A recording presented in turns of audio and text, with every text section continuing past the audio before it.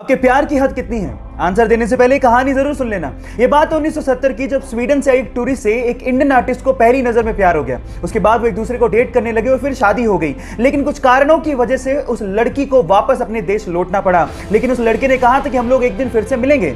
इतने पैसे नहीं थे कि वो लड़का फ्लाइट ले सकता, इसलिए साल भर बाद उसने अपना सब कुछ बेच के 60 रुपए में एक साइकिल खरीदी और 500 रुपए लेके दीवाना निकल पड़ा दिल्ली से अपने प्यार से मिलने। और 4 महीने की मशक्कत के बाद, कोई टेक्नोलॉजी ना होने के बावजूद भी वो स्वीडन पहुंच गया। इतना शिद्दत वाला प्यार देखकर लड़की के मां बाप ने लड़के और लड़की की फिर से स्वीडन में शादी करवा दी। मात्र 300 स्पार्टन्स जेरेक्सिस की विशाल सेना के सामने लड़ने के लिए जा रहे थे तो रास्ते में आर्केडियंस मिल गए। आर्केडियंस ने कहा कि हम भी तुम्हारे साथ लड़ना चाहते हैं, पर मैं हैरान हूं कि सिर्फ 300 सैनिक लेके तुम इतनी विशाल सेना से कैसे लड़ोगे। तो स्पार्टन्स के मुखिया ने एक सवाल पूछा आर्केडियंस की सेना से एक एक करके। उसने पूछा कि तुम्हारा पेशा क्या है। तो आर्केडियंस की सेना में से लोगों ने जवाब देना शुरू किया कि मैं मूर्तिकार हूं, मैं शिल्पकार हूं, मैं लोहार हूं। फिर स्पार्टन्स के मुखिया ने अपनी सेना से सवाल पूछा कि तुम्हारा पेशा क्या है। तो उन सब ने जवाब दिया खून, खून, खून। सबक यह है कि जंगें सैनिकों से नहीं, हौसलों से जीती जाती हैं। जब रतन टाटा ने पहली बार अपनी ड्रीम कार टाटा इंडिका को बाजार में उतारा तो उसका रिस्पॉन्स बहुत ही खराब था।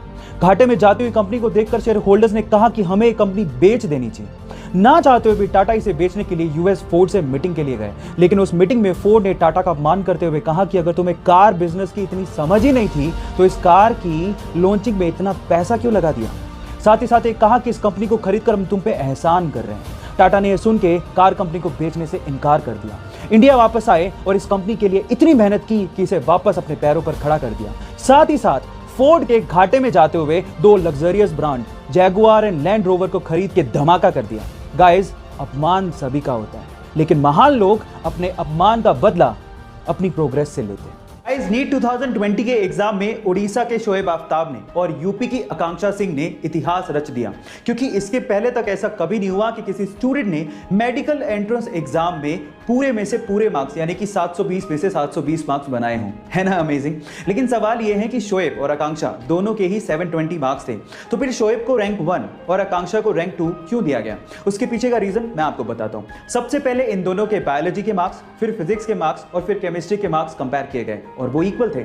और फिर उसके बाद एज का क्राइटेरिया लगाया गया, जिसमें शोएब चूंकि आकांक्षा से बड़े थे तो उन्हें रैंक 1 दिया गया और आकांक्षा को रैंक 2। अब आप इसका रीजन जानते हैं। बहरहाल दोनों ही हमारे लिए टॉपर हैं और दोनों को ही मेरी तरफ से best luck for the future. एक बार एक 10 साल के बच्चे का आइसक्रीम कोन खाने का मन हुआ तो सामने के होटल में गया और उसने महिला वेटरेस से पूछा आइसक्रीम कोन कितने का आता है। तो उस महिला वेटरेस ने जवाब दिया 70 रुपए का। फिर उस बच्चे ने अपनी जेबें टटोली, शायद उसके पास इतने पैसे नहीं होंगे, तो उसने महिला से दोबारा पूछा कि छोटा कप कितने का आता है। तो उस महिला वेटरेस ने जवाब दिया 60 रुपए का। कुछ सोचने के बाद उस बच्चे ने कहा ठीक है, आप वो छोटा कप मुझे लाके दे दीजिए। फिर उसने अपनी आइसक्रीम खाई, पैसा पे किया और वहां से चला गया। जब महिला वेटरेस प्लेट उठाने आई तो उस प्लेट के नीचे उसे 10 रुपए की टिप मिली। अब गाइस, अगर वो लड़का चाहता तो वो आइसक्रीम कोन भी खा सकता था, लेकिन उसने उस वेटर का भी ध्यान रखा। Now the moral of the story is guys, बड़ा वही होता है जिसका दिल बड़ा होता है।